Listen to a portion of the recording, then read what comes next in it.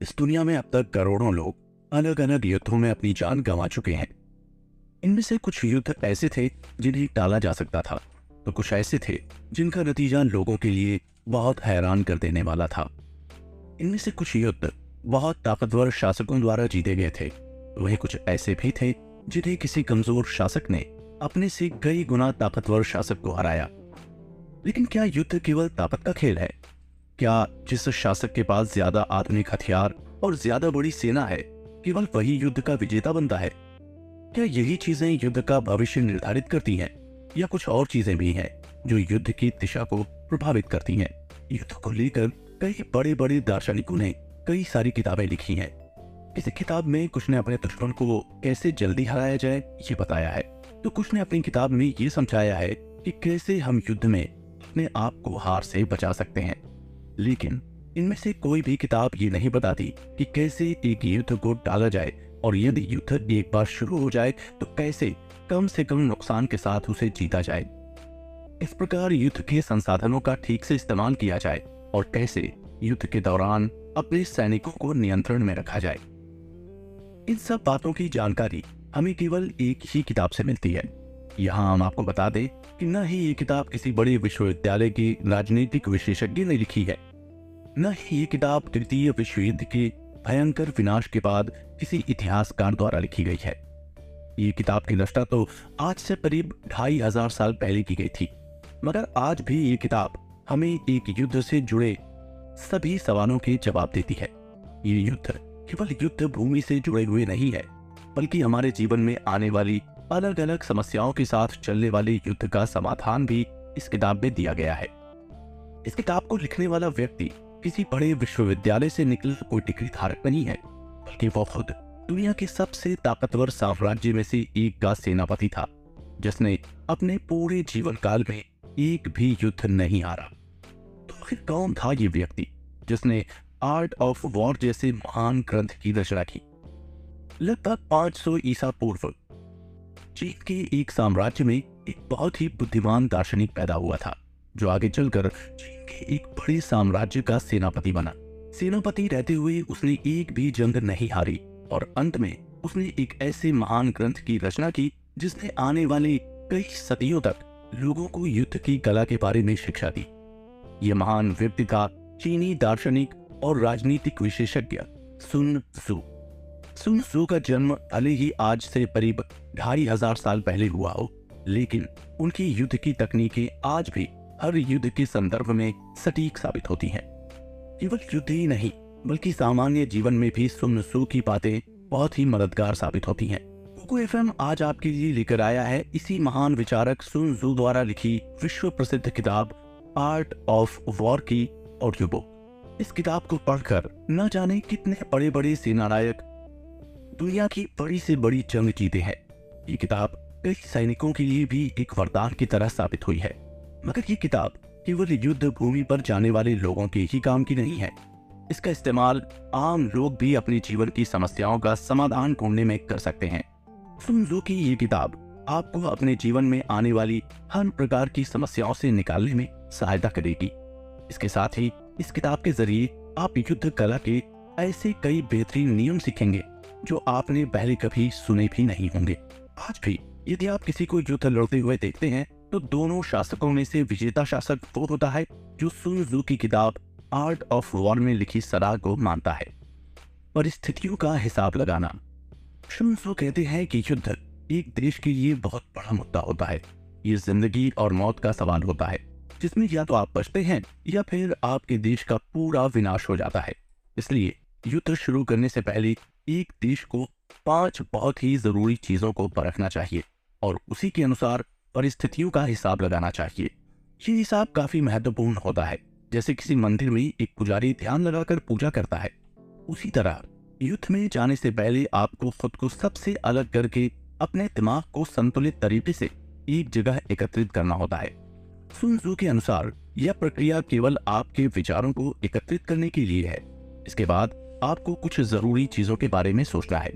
ये जरूरी चीजें हैं रास्ता, स्वर्ग, मैदान, नायक और कानून। इस तरह आप युद्ध के शुरू होने से पहले ही उसके नतीजों के बारे में समझ सकते हैं। इसमें सबसे बड़ी चीज है रास्ता। यहाँ रास्ते का अर्थ है कि किन कारणों से किसी भी देश के लोगों को अपने देश के नेताओं और बड़े अधिकारियों जैसी सोच रखनी चाहिए।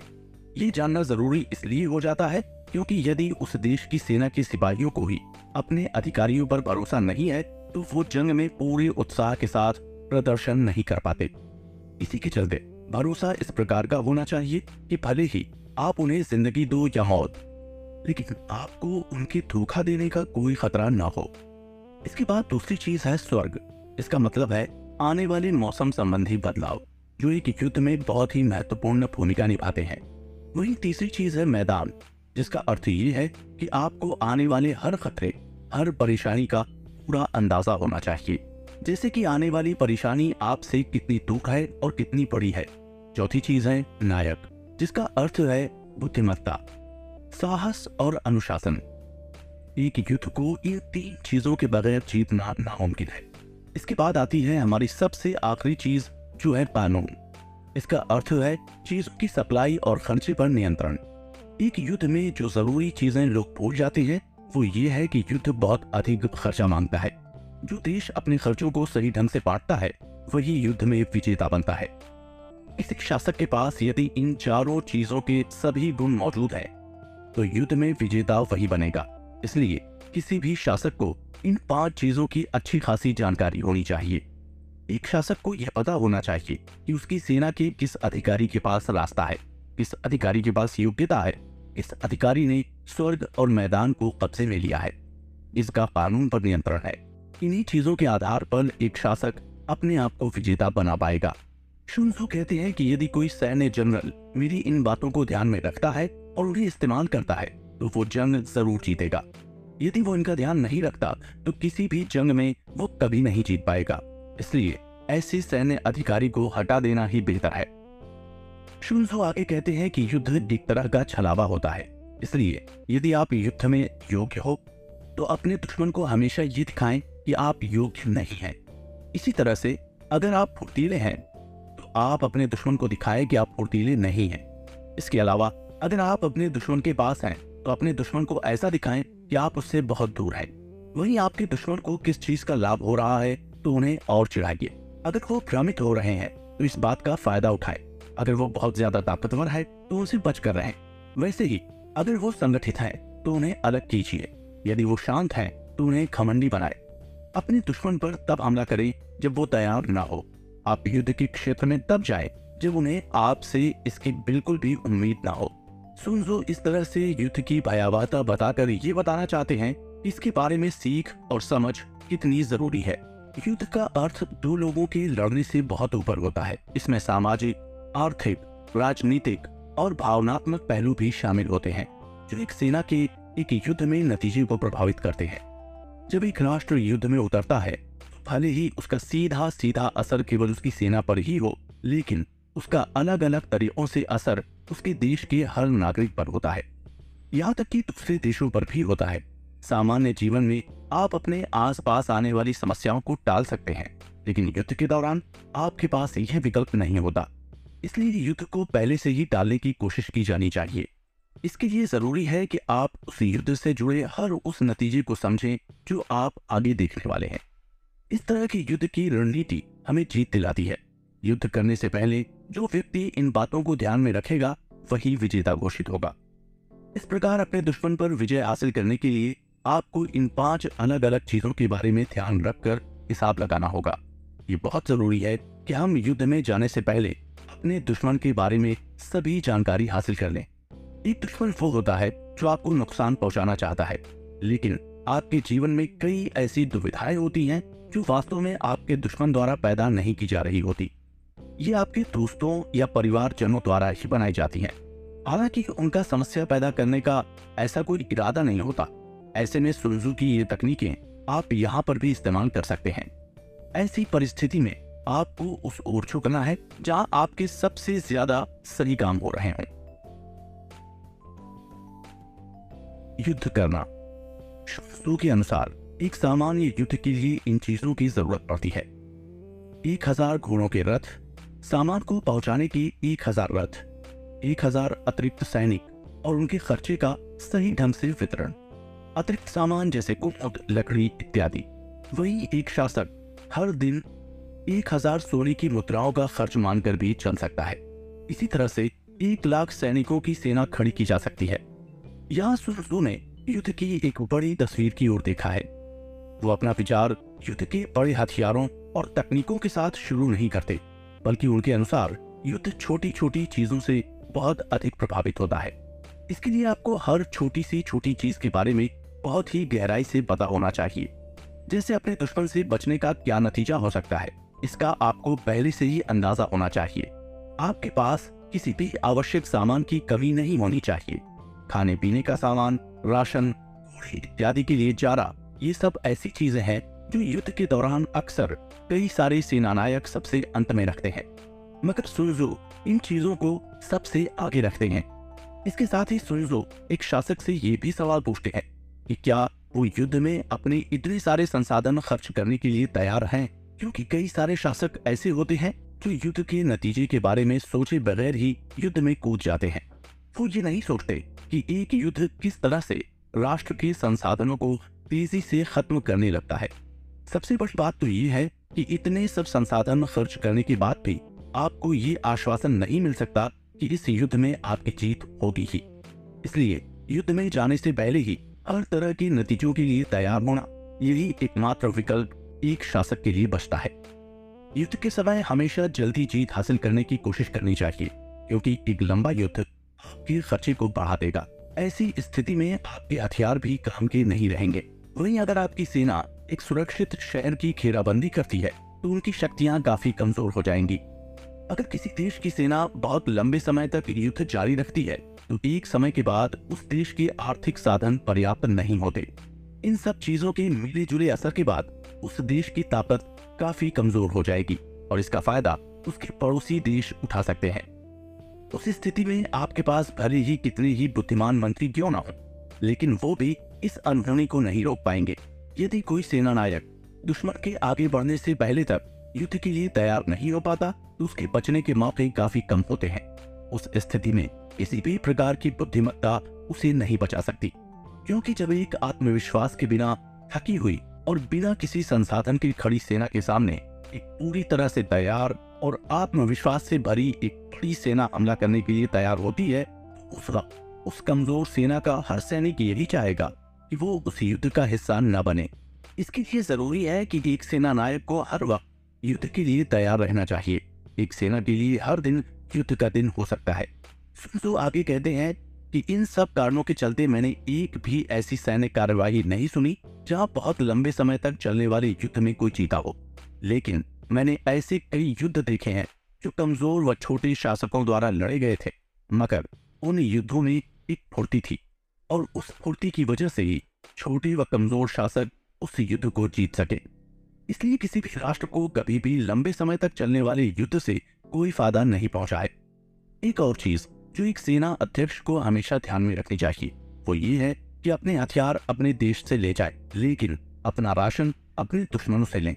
केवल ऐसा करके ही एक सेना राशन और हथियार दोनों में पर्याप्त हो पाएगी, क्योंकि एक देश पर युद्ध के समय अपनी सेना को लंबी दूरी तक राशन पहुंचाने का काफी दबाव होता है। अगर देश का शासक अपनी सेना को राशन का ज्यादातर हिस्सा भेज देता है तो आम लोग भूखे मरने लग जाएंगे, चीजों की कीमतें बढ़ जाएंगी और इससे लोगों के पास पैसा खत्म होने लगेगा। अंत में उस शासक को टैक्स बढ़ाने होंगे, जिससे एक पूरा राष्ट्र कमजोर पड़ जाएगा। एक समझदार सेना नायक हमेशा अपने दुश्मन से ही राशन लेगा, वो उसे हराएगा और उसके इलाकों से पूरा राशन और बाकी के संसाधन लेगा। दुश्मन के क्षेत्र से मिला थोड़ा सा अनाज भी अपने देश के अनाज से 20 गुना ज्यादा फायदेमंद होता है। दुश्मन का एक रथ लूटना भी अपनी सेना के लिए एक इनाम की तरह होता है। इसलिए युद्ध में जो भी सैनिक दुश्मन की 10 रथ पकड़े, शासक को उसे इनाम देना चाहिए। दुश्मन के इलाकों के झंडे को अपने झंडे से बदलें, उनके रथों को अपनी सेना में मिला लें और पकड़े हुए सैनिकों के साथ अच्छा व्यवहार करें। इस तरह हम दुश्मन को हराकर अपनी सेना की ताकत को बढ़ा सकते हैं। इसलिए युद्ध में जरूरी चीज होती है जीतना, न कि युद्ध को लंबा खींचना। इसलिए यदि एक सेना नायक इन सब युद्ध की रणनीति को समझता है तो वो अपने देश के लोगों का रक्षक होता है। हमले की योजना। सुन त्सू कहते हैं कि एक युद्ध में अपने देश को संभालना सबसे बेहतर है। इसके बाद बारी आती है दूसरे देश का विनाश करने की। किसी भी देश के लिए अपनी सेना को बचाना सबसे उत्तम होना चाहिए। इसके बाद आता है दूसरे देश की सेना को बर्बाद करना। युद्ध में अपनी सेना की टुकड़ियों को बचाना सबसे बेहतर होता है और इसके बाद आता है दुश्मन की टुकड़ियों का विनाश करना। इसलिए एक युद्ध में अपने दुश्मन की सेना को खत्म करने से ज्यादा जरूरी अपनी सेना को बचाए रखना होता है। यहाँ पर सुन त्सू एक शासक के मन में अपने सैनिकों के लिए जागने वाले कोमल भाव के बारे में बात करते हैं। सुन त्सू के अनुसार युद्ध भले ही विनाश का प्रतीक हो, लेकिन उस युद्ध में भी सैनिकों के भीतर दया भाव होना चाहिए। एक सैनिक के लिए ये बहुत जरूरी होता है कि वो युद्ध के दौरान इस तरह का भाव रखे। सुन त्सू का मानना है कि अगर आप 100 युद्ध करते हैं और वो सभी युद्ध जीत जाते हैं तो इसके लिए आपको बहुत योग्यता और बुद्धिमत्ता की आवश्यकता है। लेकिन यदि आप 100 युद्ध बिना कोई लड़ाई लड़े जीत जाते हैं तो ये आपकी समझदारी और आपके भीतर का दया भाव दिखाता है। एक उत्तम युद्ध रणनीति वही है जिसमें सबसे पहले दुश्मन की योजनाओं पर हमला किया जाए और उसके बाद उसके मित्र राष्ट्रों पर। इन सब के बाद उसकी सेना पर हमला किया जाना चाहिए। सबसे खराब होता है एक दीवार बंद शहर पर हमला करना। किसी दीवार बंद शहर पर हमला तभी करना चाहिए जब आपके पास कोई दूसरा विकल्प उपलब्ध न हो। इन दीवारों को तोड़ने के लिए एक शासक को कई हथियार और अपनी सेना के लिए बहुत अधिक राशन की आवश्यकता पड़ेगी। इतना राशन और हथियार जमा करने के लिए एक देश को करीब 3 महीने लगेंगे और फिर अतिरिक्त 3 महीने उस दीवार को भेदने में लग जाएंगे। अगर सेना नायक अपना सब्र खो बैठता है और अपनी सेना को सीधा दीवार की ओर भेज देता है तो लगभग उसकी 1/3 सेना मारी जाएगी और वो शहर भी उसके कब्जे में नहीं आएगा। एक बेहतरीन सेना नायक इस तरह के शहरों को बिना किसी हमले से जीत लेता है। ये किसी भी युद्ध के मुख्य सिद्धांत होते हैं। अगर दुश्मन की सेना 10 गुना ताकतवर है तो उसे घेर लो, वहीं अगर वो 5 गुना ताकतवर है तो उस पर सीधा हमला कर दो। इसी तरह यदि वो दुगनी ताकतवर का है तो उसे बांट दो। अगर वो आपके बराबर है तो उनसे लड़ने के लिए तैयार रहो और यदि वो आपसे संख्या में कम है तो उन पर ध्यान मत दो। आखिर में यदि वो कमजोर है तो उन्हें छोड़ दो। सुन त्सू ऐसा इसलिए मानते हैं क्योंकि उनका मानना है कि यदि एक सेना आपसे 10 गुना ताकतवर है लेकिन आप भी उसके साथ मुकाबला कर रहे हैं तो इस बात की पूरी संभावना है कि आपके दुश्मन की सेना आत्मविश्वास में बहुत कमजोर पड़ जाएगी। उस स्थिति में उसके पास आपके सामने झुकने के अलावा कोई चारा नहीं बचेगा। इसके अलावा उस सेना की संख्या ज्यादा होने के कारण उनके सैनिकों के मरने की संख्या भी आपकी सेना से बहुत ज्यादा होगी। इसी कारण जब उनकी सेना के सैनिक अपने आसपास अपने साथियों को मरते हुए देखेंगे तो उनके आत्मविश्वास का स्तर गिरना स्वाभाविक है। इसके बाद आती है 3 ऐसी चीजें जिनके कारण एक शासक अपनी सेना में काफी समस्याएं पैदा कर सकता है। सबसे पहली चीज है अपनी सेना को तब आगे बढ़ने का आदेश देना जब सेना आगे बढ़ने की स्थिति में बिल्कुल ना हो। दूसरी चीज, सेना को तब पीछे हटने का आदेश देना जब वो पीछे हटने की स्थिति में बिल्कुल ना हो। वही तीसरी चीज है सेना के मुद्दों को आम लोगों के मुद्दों की तरह ही सुलझाना। ऐसा करने से सेना अध्यक्ष और सेना दोनों ही काफी भ्रमित हो जाते हैं। ऐसी सेना अपने अधिकारियों के आदेश मानने से भी मना कर सकती है। जब किसी देश की सेना भ्रमित हो जाती है तो उसके पड़ोसी शासक इस बात का फायदा जरूर उठाते हैं। अब इन 3 चीजों से 5 ऐसे जरूरी सुझाव निकल कर आते हैं जो ये बताते हैं कि युद्ध में कौन जीतेगा।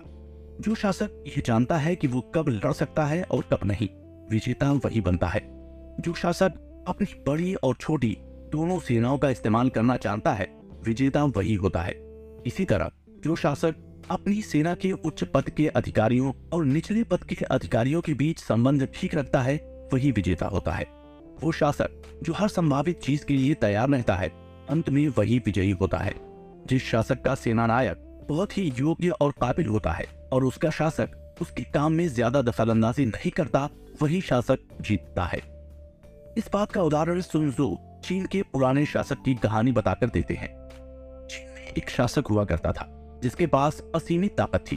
पूरे देश में उसका वर्चस्व भी इतना था कि कोई भी व्यक्ति उसे किसी भी प्रकार का सवाल नहीं पूछता था। वो यदि किसी को मार भी देता तब भी उसके निर्णय पर सवाल नहीं उठाए जाते। लोग उसको भगवान की तरह पूजा करते थे। उसका सेना नायक भी उसके लिए काम किया करता था। सुन त्सू का मानना है कि इस तरह के शासक देश के लिए बहुत खतरनाक हो सकते हैं, क्योंकि यदि कभी सेनानायक राजा को सही सलाह देगा और राजा उस सलाह से सहमत नहीं होगा, तो न केवल राजा खुद इस समस्या के कारण बर्बाद हो जाएगा, बल्कि अपने साथ वो पूरे देश को भी ले डूबेगा। इसमें सुन त्जू कहते हैं कि एक राजा को एक सेना के काम में दखल अंदाजी नहीं देनी चाहिए। सुन त्जू सभी देश की जनता से भी ये कहते हैं कि वो किसी भी शासक पर बिल्कुल भ्रमित होकर भरोसा न करें। अपने शासकों से लगातार सवाल पूछते रहें, क्योंकि उन शासकों की एक गलती का भुगतान पूरे देश के लोग करते हैं। इसी कारण सुन त्जू कहते हैं कि जो अपने दुश्मन और अपने आप को अच्छे से समझता है, वो 100 युद्ध लड़ने के बाद भी खतरे में नहीं आएगा। जो अपने दुश्मन को नहीं समझता लेकिन अपने आप को समझता है, वो कई बार जीतेगा तो कई बार हारेगा। वही जो व्यक्ति न अपने दुश्मन को समझता है और न ही खुद को, वो हर युद्ध में खतरा मोल लेता है। सेना का निर्माण। सुन त्जू कहते हैं कि पुराने समय में जो बेहतरीन योद्धा हुआ करते थे, वो सबसे पहले अपने आप को सुरक्षित करते थे और फिर अपने दुश्मन के असुरक्षित होने का इंतजार करते थे। खुद का सुरक्षित होना उस योद्धा पर निर्भर करता था, लेकिन दुश्मन का असुरक्षित होना केवल योद्धा पर ही निर्भर नहीं करता था। सुन त्जू के अनुसार एक सेना को हमेशा युद्ध के लिए तैयार रहना चाहिए और हर एक दिन उनके लिए युद्ध की तरह होना चाहिए। दुश्मन को ऐसा लगना चाहिए कि आप हर वक्त उसके हमले का जवाब देने के लिए तैयार हैं। इसलिए सुन त्जू का मानना है कि युद्ध में आप जीतेंगे, ये बात केवल और केवल आप पर ही निर्भर करती है।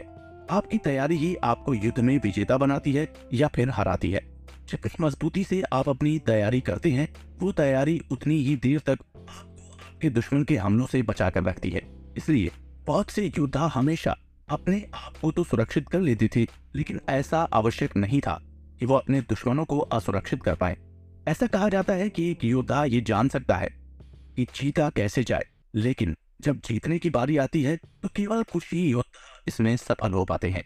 इसलिए अपनी खुद की रक्षा खुद को सुरक्षित करने के लिए की जाती है और दुश्मन पर हमला उसको असुरक्षित करने के लिए किया जाता है। इसी के साथ एक योद्धा अपने आप को सुरक्षित करने का समय बताता है, वही दूसरे को और असुरक्षित करने के लिए कम प्रयास करता है। जो लोग अपने आप को सुरक्षित करने में बहुत ज्यादा प्रयास कर लेते हैं, वो युद्ध भूमि में बहुत आगे तक नहीं पहुंच पाते। वहीं जो लोग अपने दुश्मन को असुरक्षित कर पाते हैं, वो रणभूमि में सबसे आगे जाते हैं। इसकी सहायता से वो अपने आप को भी सुरक्षित कर पाते हैं और जीत भी हासिल कर पाते हैं। अब बारी आती है ये जानने की कि आखिर कैसे हम किसी योद्धा की ताकत का अंदाजा लगा सकते हैं। जैसे एक लकड़ी की डंठल को उठाना ताकत का प्रतीक नहीं होता, वैसे ही सूर्य और चंद्रमा को देख पाना एक बहुत अच्छी आंखों के होने का प्रतीक नहीं होता। तूफानों की आवाज सुन पाने का अर्थ ये नहीं है कि आपकी सुनने की क्षमता बहुत ज्यादा है। इसी प्रकार जो लोग आसानी से किसी युद्ध में जीत जाते हैं, उन्हें बेहतरीन योद्धा नहीं माना जाता। इसका अर्थ है कि वो उस युद्ध को जीते हैं जिसका नतीजा पहले से ही सामने था। उनका दुश्मन इतना कमजोर था कि उसका हारना तय था। इसलिए ऐसे युद्ध की जीत को हम एक बेहतरीन जीत नहीं कह सकते, क्योंकि इस जीत में कोई भी गलती नहीं हुई है और गलती न होने का मतलब यही है कि जीत निश्चित है। सुन त्जू का ये मानना है कि जब तक सैनिकों को अपनी बहादुरी दिखाने का मौका नहीं मिलेगा, तब तक वो उसे प्रदर्शित कैसे करेंगे। एक सेनानायक अपनी बुद्धिमत्ता को बिना युद्ध की लड़ाई लड़े कैसे प्रदर्शित कर सकता है। सुन त्जू आगे कहते हैं कि कई बार एक आसान जीत उस देश के जनरल की सफल रणनीति को भी दिखाती है। हालांकि युद्ध के दौरान बहुत कम बार ऐसा होता है जब कोई दो देश एक दूसरे से एक बार युद्ध की ठान लेने के बाद बातचीत के साथ मामला सुलझा लेते हैं। लेकिन यदि कोई सेना नायक ऐसा करने में सफल हो जाता है तो ये उसकी एक बड़ी और आसान जीत है। इसके अलावा ये बात भी बहुत जरूरी है कि ये सब गलतियां युद्ध के शुरू होने से पहले ही ठीक कर दी जाएं। इससे जब भी आप युद्ध करना शुरू करें तो ये तय होना चाहिए कि आपका दुश्मन हारेगा। योद्धा ऐसा ही करते हैं। वो युद्ध शुरू करने से पहले ही अपनी स्थिति मजबूत करके अपने आप को इतना सुरक्षित कर लेते हैं कि उनके दुश्मन का हारना वहीं से तय हो जाता है। एक युद्ध में सबसे पहली चीज होती है अनुमान लगाना, दूसरी होती है आपके पास उपलब्ध संसाधनों की संख्या, तीसरी होती है इन सब संख्याओं के साथ गिनती और उसका उपयोग। इसके बाद चौथी चीज होती है अपने दुश्मन के साथ तुलना। वही सबसे अंत में होती है जीत। अनुमान आपको युद्ध की शुरुआत में लगाना होता है। इसके बाद आपके संसाधनों की संख्या आपके अनुमान लगाने पर ही निर्भर करती है।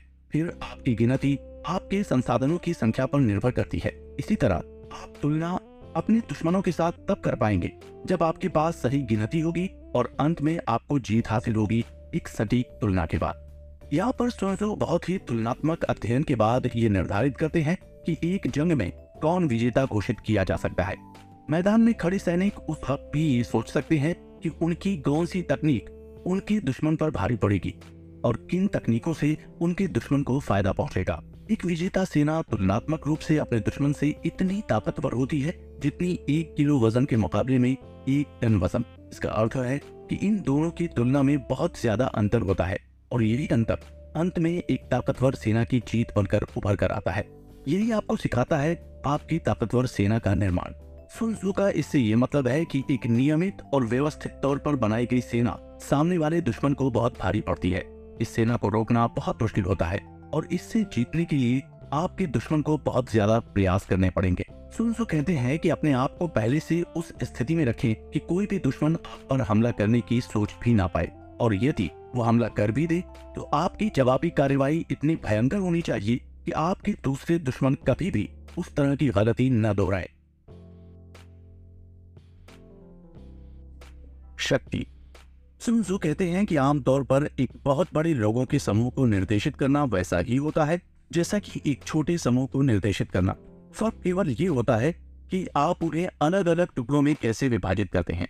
इसी तरह एक बड़ी सेना के साथ जंग में उतरना वैसा ही है जैसा कि एक छोटी सेना के साथ जंग में उतरना। यह केवल फर्क ये निर्धारित करता है कि आप अपनी अलग अलग टुकड़ियों के बीच में संवाद कैसे स्थापित करते हैं। सुन त्सू का ये मानना है कि ताकत पर हमेशा नियंत्रण होना चाहिए। एक सेना की ताकत कोई काम की नहीं है यदि उसका सेना नायक उसे नियंत्रित नहीं कर पा रहा है। आप अक्सर अत्यधिक ताकतवर सेनाओं को ऐसी परिस्थिति में पाते हैं जहां वो आपस में ही लड़ने लग जाते हैं। इसलिए एक प्रभावी सेना नायक हमेशा अपने सैनिकों पर नियंत्रण बनाकर रखता है और यही नियंत्रण वो अपने से निचले अधिकारियों, झंडों इत्यादि पर भी रखता है। भले ही सेना नायक एक जगह पर उपस्थित न हो, लेकिन तब भी हर एक सैनिक के पास ये संदेश जाना चाहिए कि वो वहाँ उपस्थित है और उनके साथ खड़ा है। फिर चाहे उसकी सेना कितनी भी बड़ी क्यों ना हो, वो उसके ऊपर नियंत्रण हासिल कर लेता है। सुन त्सू की इस तकनीक को आप अपने जीवन में भी इस्तेमाल कर सकते हैं। अगर आप 5 या 10 लोगों को अपने किसी काम में सहायता करने के लिए मना सकते हैं तो ये कोई बड़ी बात नहीं है कि आप 1000 लोगों को भी अपने साथ आने के लिए मना सकते हैं। इसके लिए अपना संदेश उन लोगों तक ठीक तरह से पहुंचाने की बात है, मगर ये तभी संभव है जब आप उन सभी को एक उद्देश्य के लिए एक साथ आने के लिए मनाए, और ये शुरू होता है आपके खुद पर भरोसे के साथ। यदि आपको अपने आप पर भरोसा नहीं है तो आप दूसरों को कैसे अपने साथ आने के लिए मना पाएंगे। इसलिए सुन त्सू ये कहते हैं कि पहले अपने आप के साथ संतुलन बैठाना बहुत आवश्यक है। उसके बाद ही आप आगे बढ़कर लोगों का समर्थन और सहायता बड़ी आसानी से प्राप्त कर पाएंगे। एक सेना को अपने दुश्मन के हर हमले को झेलना उसकी सामान्य और असामान्य तकनीकों पर निर्धारित करता है। ये पूरा खेल कमजोर और ताकत का है। युद्ध में आपके पास अपने दुश्मन से मिलते जुलते कुछ हथियार और तकनीक होती है, वहीं आपके पास कुछ हथियार ऐसे होते हैं जो दुश्मन के पास नहीं होते। आपकी सेना की तकनीकें आपके दुश्मन की तकनीकों के समान है, जिनके जरिए आप अपने दुश्मन को व्यस्त रख सकते हैं। इसी तरह जो तकनीकें आपके दुश्मन के पास नहीं होती, उन तकनीकों से आप जीत हासिल करते हैं। इसके अलावा जो योद्धा असामान्य तरीकों पर महारत हासिल कर लेते हैं, उनके पास नई नई तकनीकों की कोई कमी नहीं होती। सूरज और चांद की तरह हर बार अस्त होने के बाद भी वो वापस निकलते हैं। चारों मौसमों की तरह वो हर बार जाने के बाद फिर से लौट आते हैं। यहाँ सुन त्सू ये समझाना चाहते हैं कि सामान्य और असामान्य तकनीकों को अलग अलग समय पर इस्तेमाल करना चाहिए, क्योंकि आप एक ही प्रकार की तकनीक पर बहुत ज्यादा निर्भर नहीं रह सकते। जिस प्रकार सूरज और चांद आते जाते रहते हैं और मौसम बदलते रहते हैं, उसी प्रकार आपको भी जंग के दौरान सामान्य और असामान्य तकनीकों का संतुलन बनाकर रखना चाहिए। जिस परिस्थिति में जो तकनीकें ज्यादातर मददगार साबित हो, उसे इस्तेमाल करना चाहिए। इन कुछ असामान्य तकनीकों से अनगिनत नई व बेहतरीन तकनीकें बनाई जा सकती हैं। ये बिल्कुल वैसा ही है जैसा संगीत के केवल 7 स्वर होते हैं, लेकिन 7 स्वरों के अलग अलग मिलाप से अनगिनत प्रकार का संगीत बनाया जा सकता है। उसी प्रकार संसार में केवल 5 मूलभूत रंग हैं, लेकिन उन रंगों के अलग अलग मिलाप से हजारों प्रकार के नए रंग बनाए जा सकते हैं। वैसे ही हम जो भी चीजें खाते हैं, उनमें केवल 5 मूलभूत स्वाद उपस्थित होते हैं, मगर इनके मिश्रण से आप कई प्रकार के स्वाद ले सकते हैं। ठीक उसी प्रकार एक जंग में केवल दो ही प्रकार के हमले हो सकते हैं, या तो सामान्य या फिर असामान्य। असामान्य हमलों में आप अनगिनत प्रकार की तकनीकों को इस्तेमाल करते हैं, तो वही सामान्य तकनीकें आपको जीत दिलाती हैं। लेकिन हम इसे ऐसे समझ सकते हैं कि एक बांध में रुका हुआ पानी जब निकल कर आता है तो वो अपने सामने आने वाली हर चीज को अपने साथ बहा कर ले जाता है। ये शक्ति को दर्शाता है। एक पक्षी अपने शिकार पर एक झटके से हमला करता है, ये चीज सटीकता को दर्शाती है। इसलिए युद्ध में योद्धा की ताकत का कोई मुकाबला नहीं होना चाहिए, उसकी समय की सटीकता सबसे बेहतर होनी चाहिए। शक्ति और सटीकता के इस रिश्ते को हम धनुष और तीर से समझ सकते हैं। उदाहरण के लिए आप शक्ति को एक प्रकार का धनुष मान सकते हैं। जिस वक्त आप अपने तीर को छोड़ते हैं वही आपकी हमले की सटीकता का निर्धारण करता है। एक योद्धा बड़े से बड़े युद्ध के बीच बिल्कुल भी भ्रमित नहीं होता। एक बड़े युद्ध के बीच उनकी सेना अपने दिए गए आदेशों को नहीं भूलती। वही ये बात ध्यान रखने वाली है कि अव्यवस्था पहले व्यवस्था से ही आती है।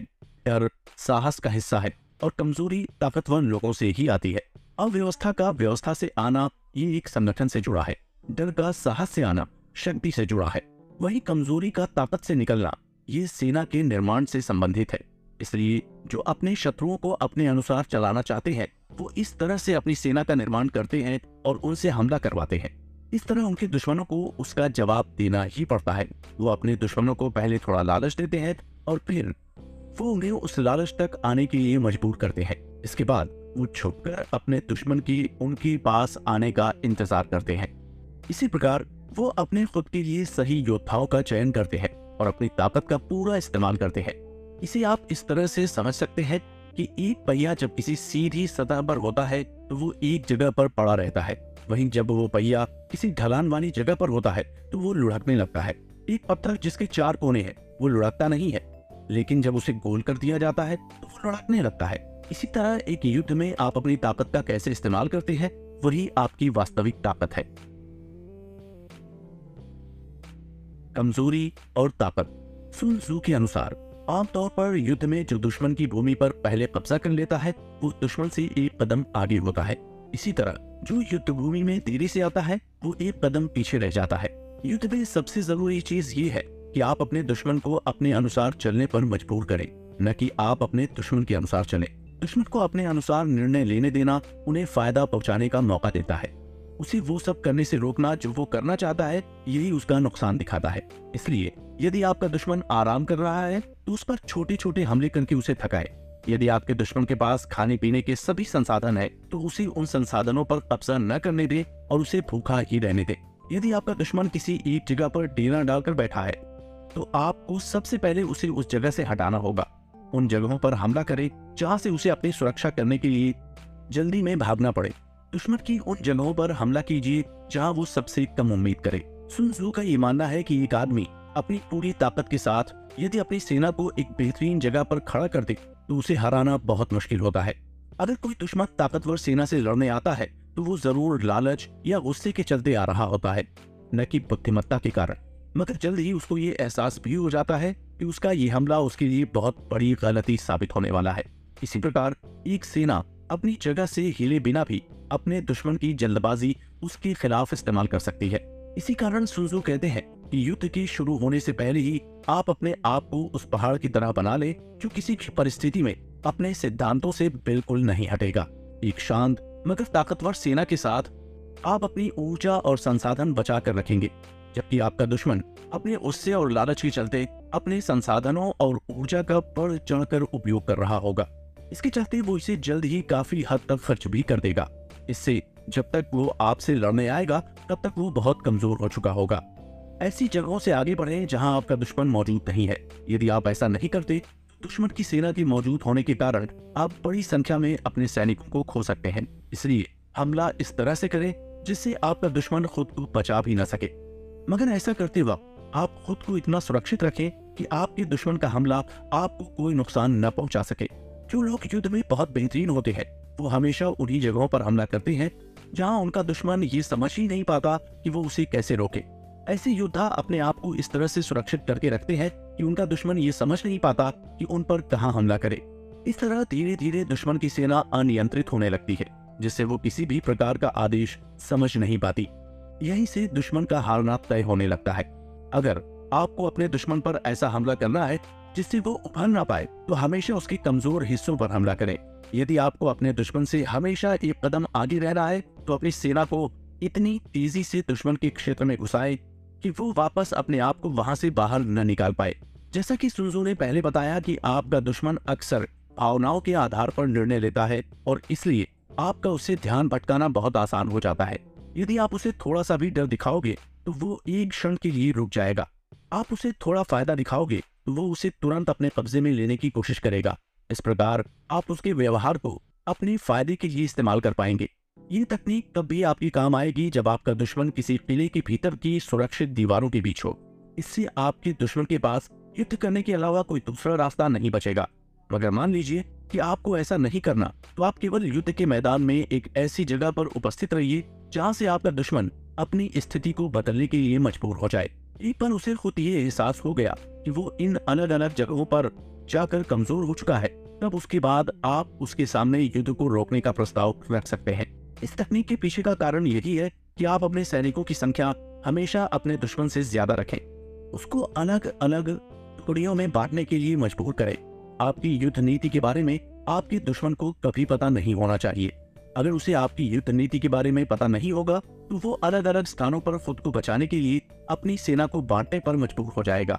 इस प्रकार यदि वो आगे से खुद के इलाकों को बचाने का प्रयास करेगा तो उसके पीछे के क्षेत्र कमजोर हो जाएंगे, और यदि वो पीछे के क्षेत्र को बचाने का प्रयास करेगा तो वो आगे से कमजोर हो जाएगा। इसी तरह यदि वो अपने दाईं ओर के हिस्से बचाने का प्रयास करेगा तो उसका बायां क्षेत्र कमजोर हो जाएगा। इसी तरह यदि वो बाएं हिस्से को बचाने का प्रयास करेगा तो उसका दायां क्षेत्र कमजोर हो जाएगा। ऐसे ही यदि वो हर जगह से खुद को बचाने की कोशिश करेगा तो उसकी हर एक जगह कमजोर हो जाएगी। इस तरह से आपके दुश्मन की सेना हर जगह पर आपकी सेना की तुलना में काफी छोटी संख्या में उपलब्ध होगी। इसलिए कहते हैं कि यदि किसी को ये पता हो कि युद्ध कब और किस जगह पर करना है तो आधा या तो वो वहीं जीत जाता है। अगर किसी शासक को ये नहीं पता कि उसे कब और कहां हमला करना है तो उसके अलग अलग भाग एक दूसरे की सहायता नहीं कर पाएंगे और अंत में उसका कोई ना कोई भाग कमजोर हो जाएगा। इस प्रकार भले ही आपके दुश्मन की सेना बहुत बड़ी क्यों ना हो, लेकिन आप तब भी उसे युद्ध करने से रोक सकते हैं। इसलिए जरूरी यही है कि आप अपने दुश्मन की योजना पर लगातार नजर बनाए रखें, उसकी ताकत और कमजोरी दोनों को जानें, उस पर छोटे छोटे हमले करें ताकि आप उसकी सेना के चलने के तरीके को समझ सकें, उसकी परिस्थितियों को समझें। बार बार ये छानबीन जारी रखें कि आपका दुश्मन कहां से कमजोर है और कहां से ताकतवर। सुन त्सू आगे और समझाते हुए बताते हैं कि यदि कोई व्यक्ति अपनी सुरक्षा हर तरफ से करने का प्रयास करता है तो वो अंत में हर तरफ से कमजोर हो जाता है। दरअसल जब आप अपने किसी क्षेत्र की रक्षा करने के लिए भागते हैं तो आपके दुश्मन को ये एहसास हो जाता है कि आपकी स्थिति काफी कमजोर है। इससे वो ये समझ जाता है कि आप ये समझ नहीं पा रहे हैं कि आपको क्या करना है। इसी तरह अगर आप दुश्मन के हर हमले का बेहतरीन तरीके से जवाब दे रहे हैं तो ये दुश्मन के ऊपर बहुत ही गहरा दबाव डालेगा। एक बार युद्ध जीतने के बाद हर कोई ये जान जाता है कि किस तरीके से उसने युद्ध को जीता था, मगर कोई भी ये नहीं समझ पाता कि युद्ध जीतने के लिए उन्होंने यही तरीका क्यों इस्तेमाल किया। इसलिए आपको अपनी तकनीक को युद्ध भूमि में दोहराना नहीं चाहिए। आपके अपने दुश्मन को जवाब देने के तरीके अनगिनत होने चाहिए। सेना का निर्माण पानी की तरह होता है। पानी का बहाव ऊंचाई से नीचे की ओर जाता है और एक सेना का निर्माण ताकतवर हिस्से पर हमला करना छोड़कर कमजोर हिस्से की ओर हमला करना सिखाता है। पानी जिस भी बर्तन में जाता है उसका आकार ले लेता है। इसी प्रकार एक सेना अपने दुश्मन की हर योजना और हमले का जवाब देने के लिए काबिल होनी चाहिए। सेना का संघर्ष।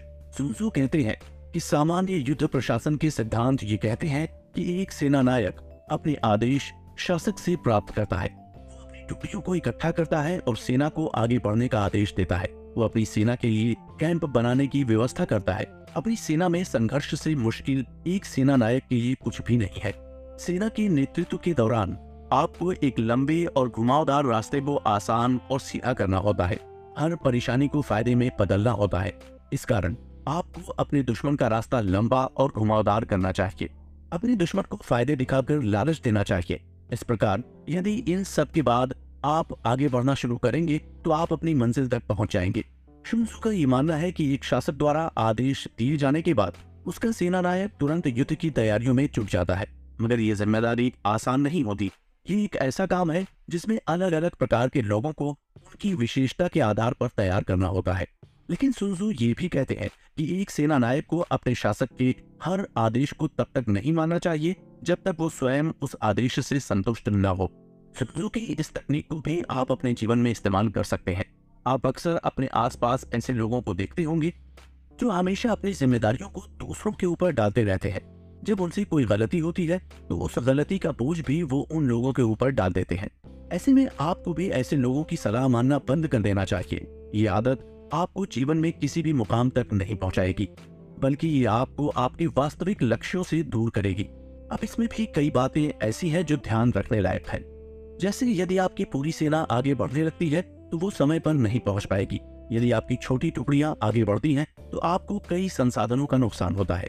इसी तरह यदि एक सेना नायक अपनी टुकड़ियों को दिन रात चलाकर हर दिन दोगुनी दूरी तय करके कई जमीनों पर कब्जा करता है तो ऐसा सेना नायक जल्द ही दुश्मन के हाथों मारा जाएगा, क्योंकि उसके केवल मजबूत और ताकतवर सिपाही समय पर पहुंच पाएंगे और वहां पहुंचने पर भी बेहद थके हुए होंगे। ऐसे में आधी और थकी हुई सेना के साथ एक सेना नायक भला कितनी देर तक अपने दुश्मनों से मुकाबला कर पाएगा? एक सामान्य अनुमान के अनुसार केवल 10% सिपाही ही समय पर उस जगह पर पहुंच पाएंगे। वहीं अगर सेना नायक ये कोशिश करता है कि वो इससे थोड़ी कम दूरी तय करेगा तो केवल आधे सैनिक ही अपनी मंजिल तक पहुंच पाएंगे। मगर इसके बाद भी उस सेना नायक को दुश्मन के हाथों मारे जाने का काफी डर होगा।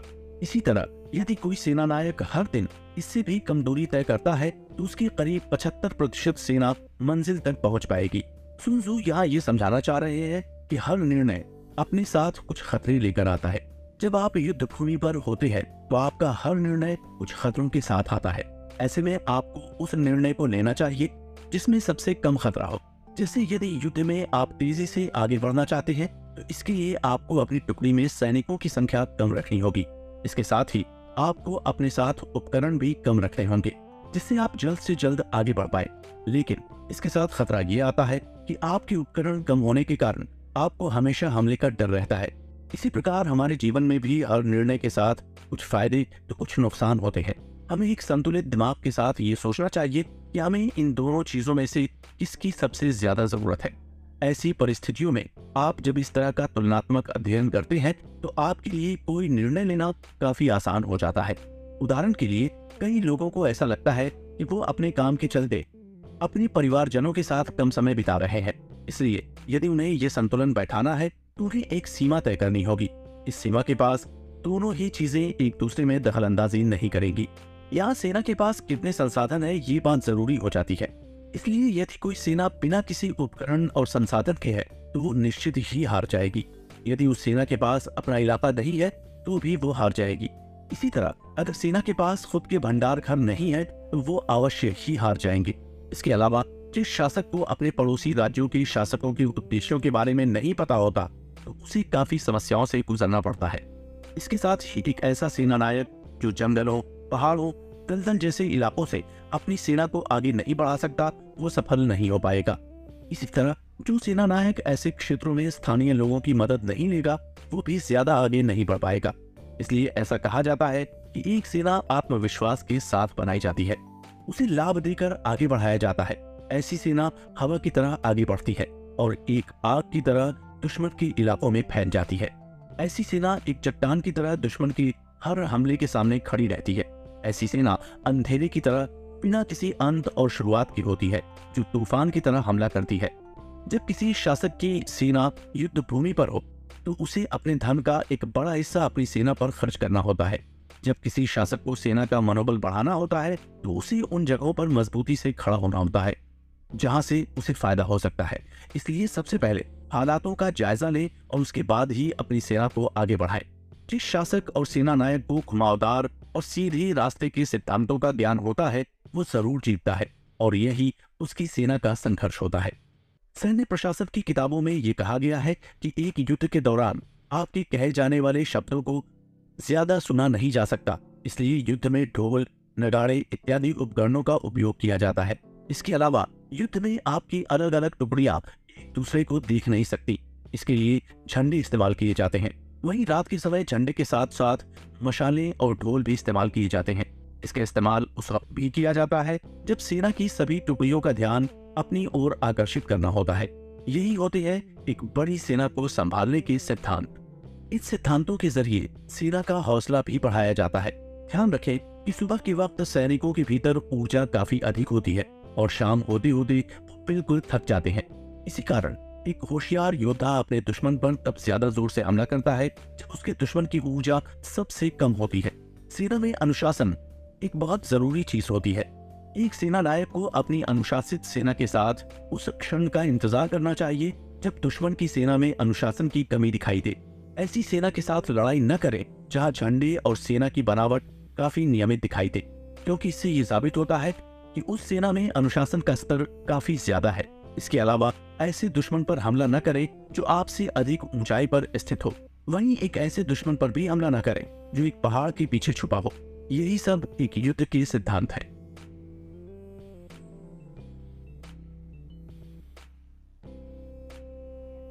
नौ बदलाव। सुन त्सु कहते हैं कि युद्ध से संबंधित कुछ ऐसे सिद्धांत भी हैं जो हमेशा एक शासक और सेना नायक के ध्यान में होने चाहिए।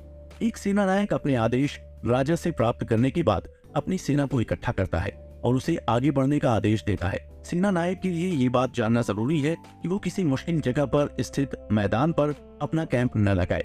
इसके अलावा वो अपने मित्र राज्यों की सेना के साथ किसी जगह पर युद्ध से पहले जरूर मिले।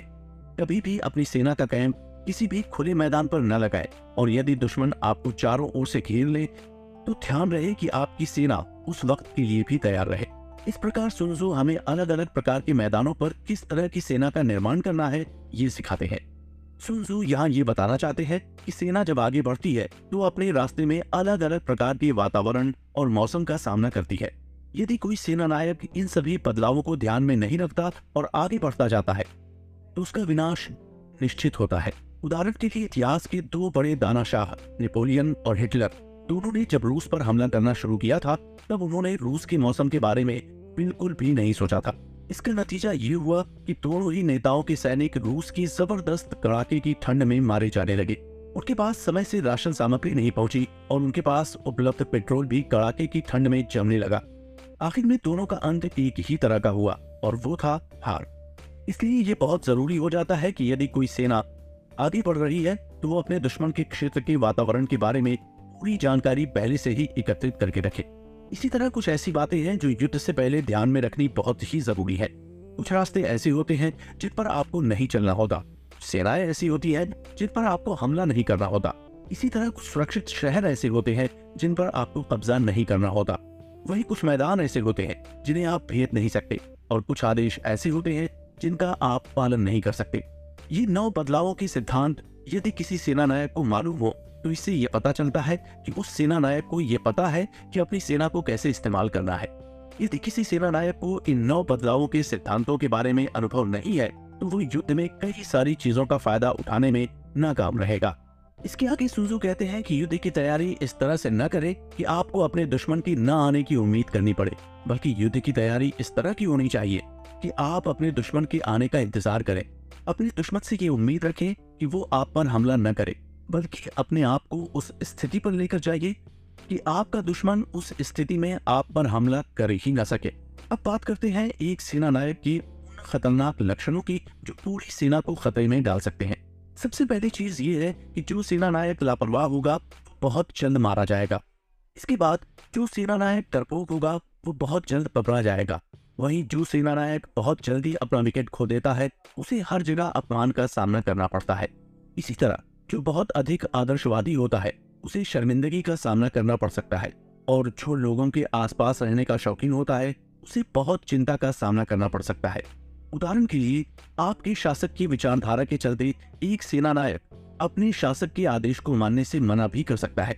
इसी प्रकार वो अपने सैनिकों को भी बिना वजह इस विद्रोह में घसीट लेता है। अंत में उस सेना नायक के इस विद्रोह का भुगतान उस देश को और उसके सैनिकों को चुकाना पड़ता है। आपकी जिंदगी में भी कई ऐसे क्षण आए होंगे जब आप किसी की गलती को सामने लाना चाहते होंगे, लेकिन आपके अपने आसपास के लोगों के साथ के रिश्ते आपको ऐसा करने से रोक रहे थे। यही चीज आपको एक ईमानदार व्यक्ति बनने से रोकती है। कई बार माता पिता अपने बच्चों से संबंध न बिगड़ने की उम्मीद में उनकी गलत हरकतों को भी बढ़ावा देने लगते हैं। वो उन्हें वास्तविक प्यार दिखाने की बजाय गलत धारणाएं बताने लगते हैं ताकि उनके बच्चों की नजरों में वो खराब नस्ल न आए। इसलिए ऐसा कहा जाता है कि वास्तव में परिस्थितियां कठोर नहीं होती, लेकिन हमारी आदतें इतनी कठोर होती हैं कि हम उन्हें बदल नहीं पाते। हालांकि सुन तzu ये भी कहते हैं कि एक सकारात्मक गुण भी तब खतरनाक बन जाता है जब उसे बहुत ज्यादा बार इस्तेमाल किया जाए। सेना के विशेष गुण। इससे आगे सुन तzu ये कहते हैं कि पहाड़ों को पार करते समय एक सेना को हमेशा घाटियों के पास रहना चाहिए, हमेशा अपने से ऊपर स्थित जमीन पर ध्यान रखें और सूरज की ओर मुड़कर चलें। यदि आपका दुश्मन आपके ऊपर की जमीन पर स्थित है तो अपनी चढ़ाई को रोक दें और उस क्षण के लिए अपने दुश्मन के साथ युद्ध न करें। इसके बाद एक सेना को कोई नदी पार करने के बाद उस नदी से थोड़ा दूर रहना चाहिए, क्योंकि नदी के पास की जगह अक्सर खुली होती है। इसके कारण आपकी सेना आसानी से दूसरों की नजरों में आ सकती है। यदि आपके दुश्मन की सेनाएं नदी को पार कर रही हैं, तो उस वक्त उन पर हमला करते समय अपनी सेना को नदी के पास न खड़ा करें, बल्कि उनसे नदी के थोड़ा ऊपर किसी दूसरे स्थान पर से हमला करने को कहें। सुन तzu यहाँ पहाड़ों को विशेष महत्व दे रहे हैं। वो ऐसा इसलिए कह रहे हैं क्योंकि एक पहाड़ हमेशा रहने वाली बाधा है। ये कोई ऐसी चीज नहीं है जो थोड़े समय बाद बदल जाएगी। इसलिए एक सेना को एक पहाड़ पर विजय हासिल करने के लिए अपनी ज्यादा ऊर्जा खर्च करने की आवश्यकता नहीं है, बल्कि वो बिना कोई विशेष प्रयास किए पहाड़ के साए में निचली जमीन पर अपना रास्ता ढूंढ सकते हैं। ये बिल्कुल वैसा है जैसे कोई नदी पहाड़ों के बीच से अपना रास्ता ढूंढ लेती है। सुन तzu हमें यहाँ ये समझाना चाहते हैं कि कई बार हम ये मानने लगते हैं कि संघर्ष करना ही जिंदगी में आगे बढ़ने जैसा है। जब हम अपने जीवन का आनंद ले रहे होते हैं तो अक्सर हम ये सोचने लगते हैं कि कहीं हम किसी गलत रास्ते पर तो नहीं चल रहे।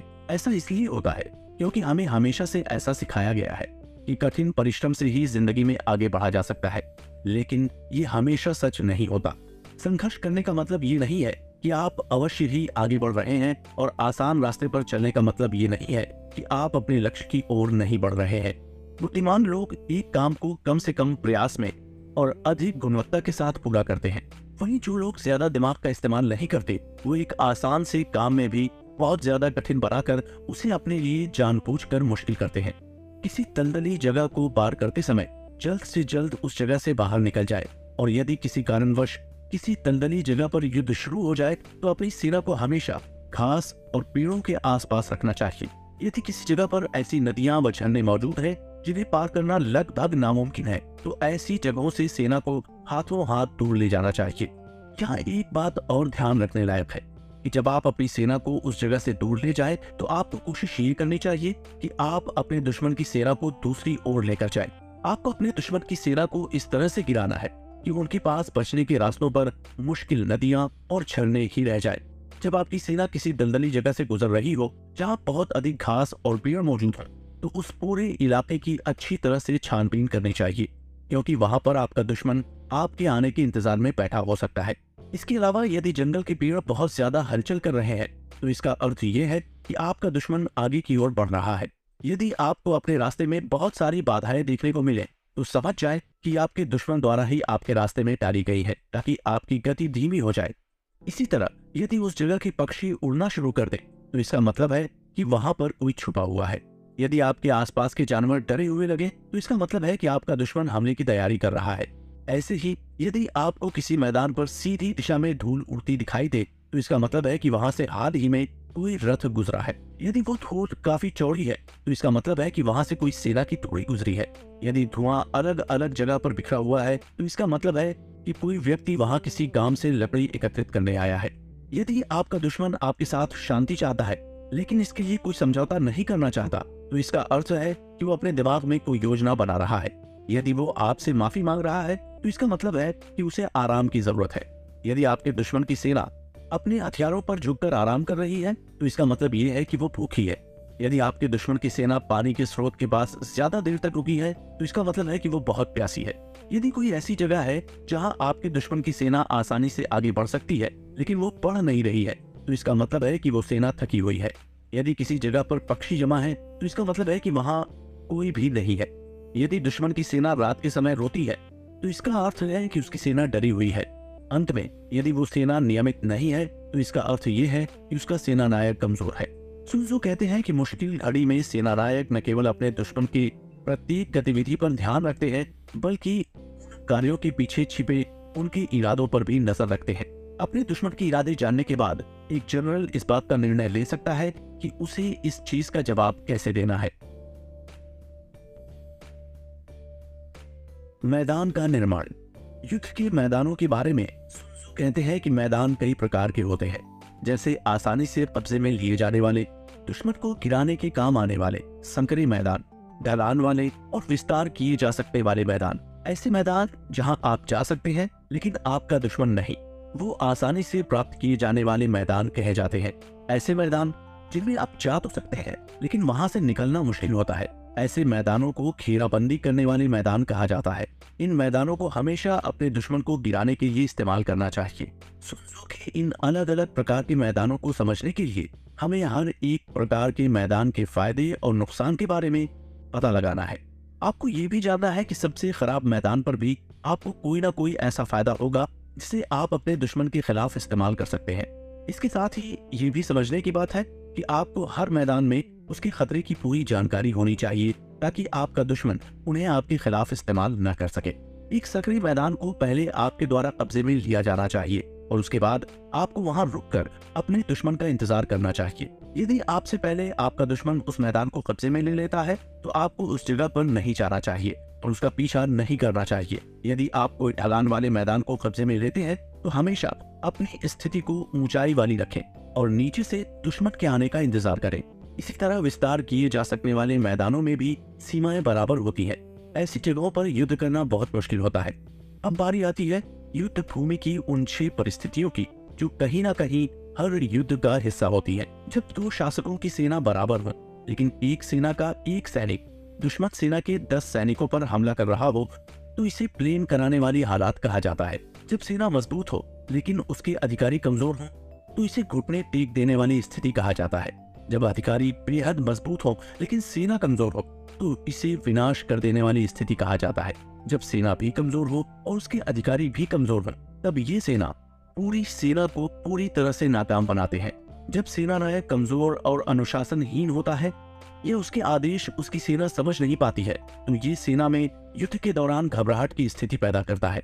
जब एक सेना नायक अपने दुश्मन के बारे में सही जानकारी नहीं निकाल पाता और एक बड़ी सेना के मुकाबले में अपने बहुत कम सैनिक उतारता है तो ये युद्ध में हार की स्थिति कहलाती है।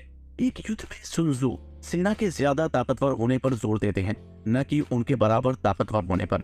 बराबर ताकतवर होने का अर्थ है कि वो युद्ध बहुत लंबा चलने वाला है, जिसका नतीजा दोनों युद्ध करने वालों को अपने संसाधनों के बड़े भाग को खोने के साथ खत्म होगा। हमारे सामान्य जीवन में भी समानता का अर्थ संतुलन होता है, मगर कई बार ये समानता हमारे लिए समस्या बनकर उभर आती है। दरअसल असमानता आपको किसी निर्णय को लेने के लिए जल्दी प्रभावित करती है। जैसा कि हमने पहले ही उदाहरण दिया था कि कई लोगों को ऐसा लगता है कि वो अपने काम के चलते अपने परिवार के लोगों को ज्यादा समय नहीं दे पा रहे हैं। अब यदि उस व्यक्ति को अपना परिवार, अपना काम दोनों ही बराबर महत्वपूर्ण लग रहे हैं तो ऐसी स्थिति में उसके लिए इन दोनों के बीच संतुलन बनाना बहुत मुश्किल हो जाएगा। वहीं अगर उस आदमी ने अपने आप से ये साफ साफ कह रखा है कि उसके लिए उसका परिवार किसी भी काम से ज्यादा महत्वपूर्ण है तो वो जरूर ऐसा प्रयास करेगा जिससे वो अपने परिवार को ज्यादा समय दे पाए। यहाँ आपने ये देखा, बराबरी होने पर व्यक्ति को निर्णय लेने में कभी कभी समस्याओं का भी सामना करना पड़ सकता है। 9 मैदान। sun Tzu के अनुसार 9 तरीके के युद्ध मैदान होते हैं। इन्हें फैले हुए मैदान, किनारे के मैदान, लंबे मैदान, खुले मैदान, जुड़े हुए मैदान, नाजुक मैदान, मुश्किल मैदान, घिरे हुए मैदान और मौत के मैदान के नाम से जाना जाता है। जिस मैदान पर शासक अपनी अपनी जगह पर खड़े होकर युद्ध करते हैं उसे फैला हुआ मैदान कहते हैं। जिस मैदान पर शासक एक दूसरे के क्षेत्र में घुसकर युद्ध करते हैं लेकिन बहुत ज्यादा अंदर नहीं जाते उसे किनारे के मैदान कहा जाता है। ऐसा मैदान जिस पर कब्जा करके आपको फायदा होता है इसे लंबे मैदान कहा जाता है। ऐसे मैदान जहाँ कभी भी कोई भी आ जा सकता है उसे खुला मैदान कहा जाता है। ऐसे मैदान जिसे आसानी से घेरा जा सकता है उसे घिरा हुआ मैदान कहा जाता है। जब कोई शासक दुश्मन की भूमि में बहुत अंदर घुस आता है और उसके पीछे दुश्मन के कई सारे गांव और शहर भी होते हैं तो ये स्थिति उस शासक के लिए नाजुक मैदान कहलाती है। युद्ध भूमि में एक मैदान ऐसा भी है जहां जो व्यक्ति अपनी पूरी ताकत के साथ लड़ता है वही विजेता कहलाता है और जो अपनी पूरी ताकत के साथ नहीं लड़ता वो हारता है। ऐसे मैदान को मौत का मैदान कहा जाता है। इन सभी मैदानों की कोई ना कोई विशेषताएं हैं। sun tzu का मकसद ये नहीं है कि हमें इन सभी मैदानों के प्रकार दिमाग में याद हो, बल्कि वो ये चाहते हैं कि हम हर समस्या के पैटर्न को समझ सकें। कल को यदि हमें कोई ऐसा मैदान देखने को मिले जहाँ पर किन्हीं दो प्रकार के मैदानों की मिली जुली समस्याएं देखने को मिले, तो उस वक्त आप अपने आप से एक नई और बेहतरीन रणनीति निकाल सकें और अपनी सेना को विजय दिला सकें। ये 9 मैदान केवल उदाहरण के लिए है, जो हमें ये बताते हैं कि जब हम किसी मैदान को देखते हैं तो आखिर उसकी कौन सी चीज युद्ध में हमें प्रभावित करती है।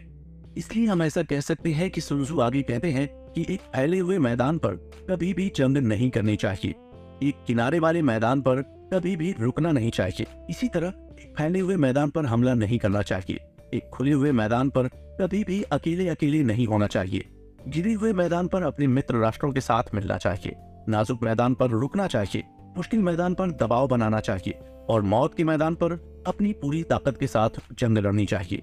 पुराने समय के अनुभवी योद्धा युद्ध की शुरुआत अपने दुश्मन की एकता को तोड़ने के साथ करते थे। उनके अधिकारियों के बीच फूट डलवाने से लेकर उनकी सेना का आत्मविश्वास गिराना उनका पहला काम होता था।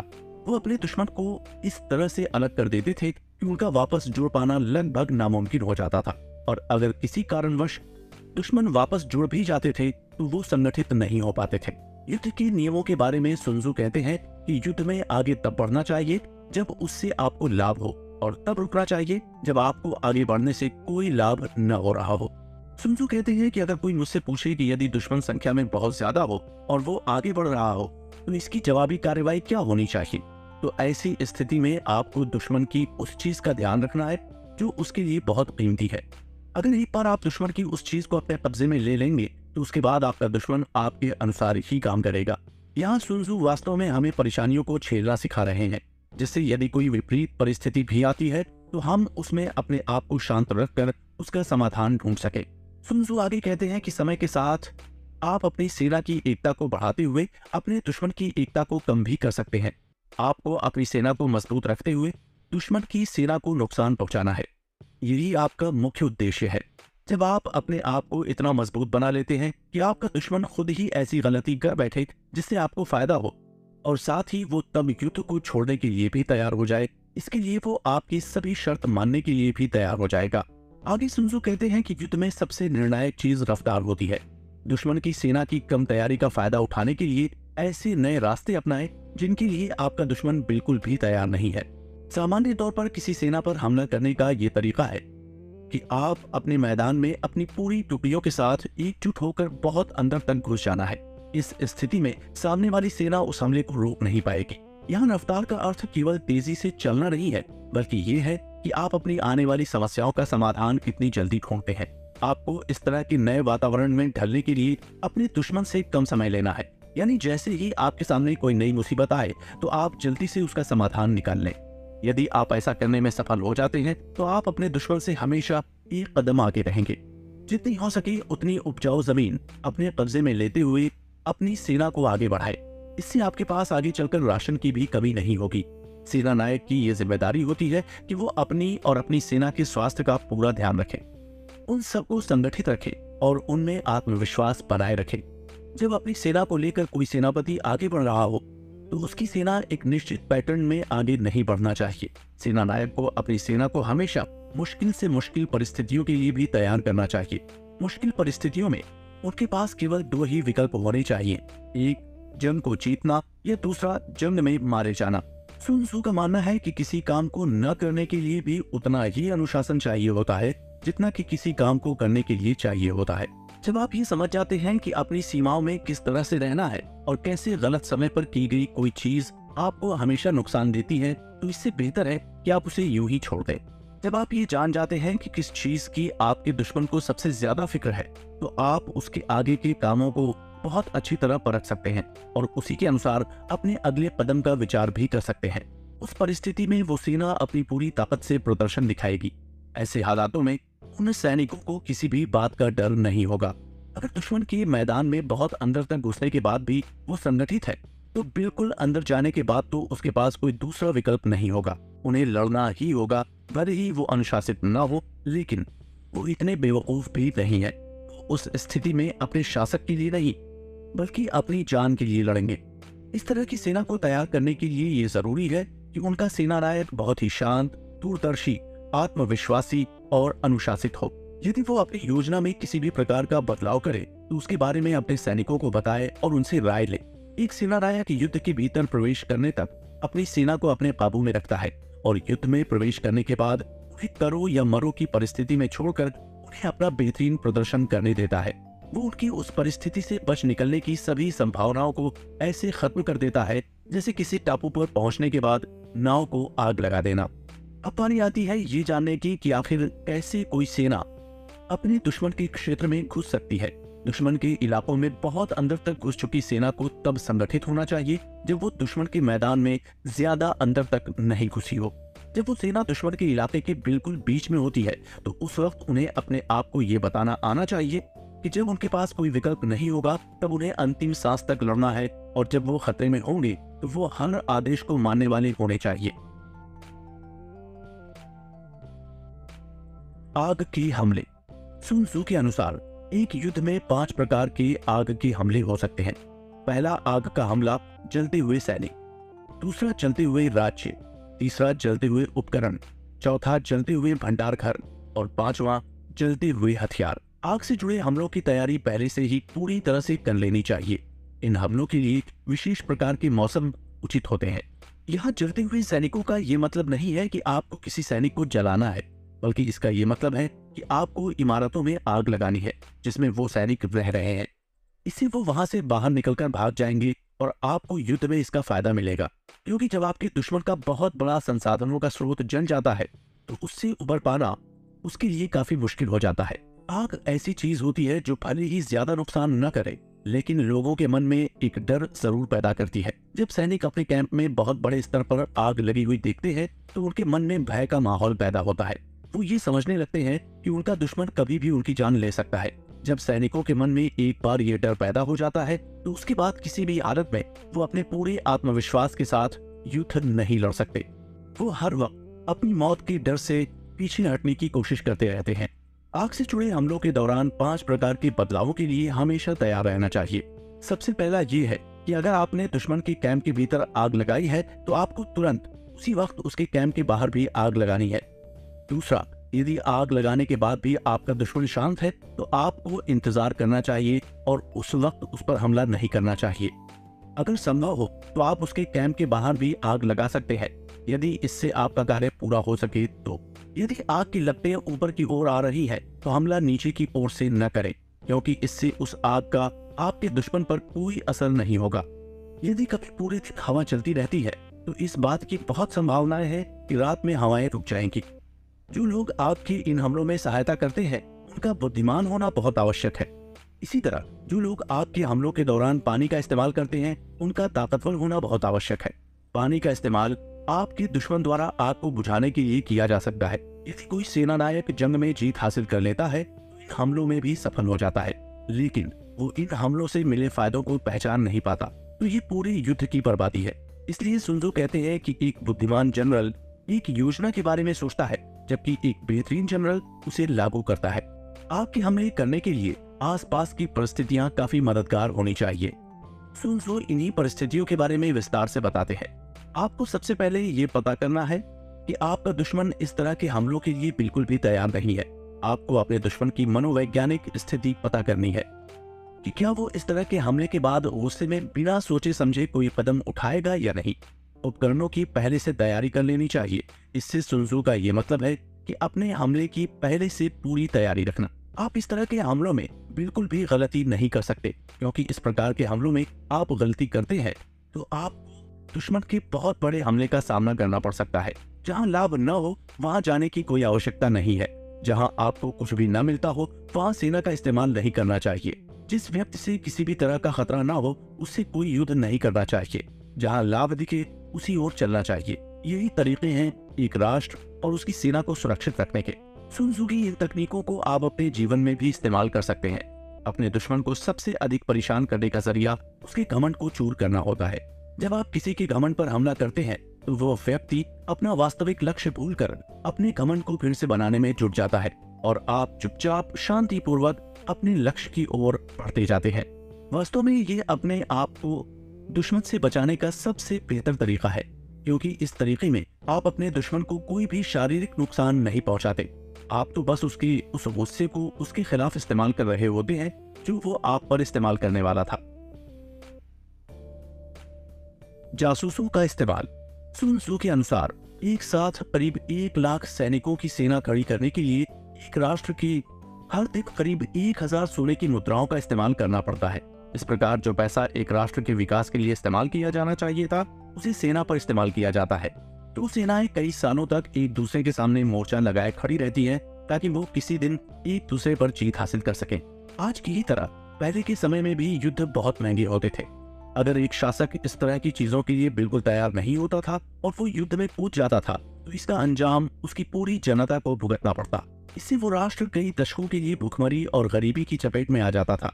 युद्ध के दौरान एक सैनिक लड़ने जाता है तो करीब 7 परिवार ऐसे होते हैं जो उससे सीधे जुड़े होते हैं और उससे बहुत प्रभावित होते हैं। इसलिए युद्ध का नुकसान केवल आर्थिक ही नहीं होता, बल्कि एक पूरा देश एक युद्ध के दौरान तनाव में होता है। युद्ध केवल सीमाओं में ही नहीं लड़ा जाता, बल्कि एक देश का हर एक आम इंसान युद्ध का भुगतान करता है। कुछ लोग अपने परिवारजनों को खोने के साथ तो कुछ लोग अपनी आमदनी के सभी साधन गंवाकर युद्ध की इस कीमत का भुगतान करते हैं। इसलिए एक शासक को अपनी जनता की इस पीड़ा के प्रति संवेदनशील होना चाहिए, जिससे यदि वो अपने घमंड के चलते युद्ध शुरू करने जा रहा है तो उसे ये सोचना चाहिए कि उसके पूरे राष्ट्र पर इसका क्या प्रभाव पड़ेगा। यहाँ ये जानना जरूरी है कि ऐसी कौन सी चीजें हैं जिसके द्वारा इतना बड़ा खर्च बचाया जा सकता है और जो सफलता का भी आश्वासन दे सकती है। तो वो चीज है जासूसी।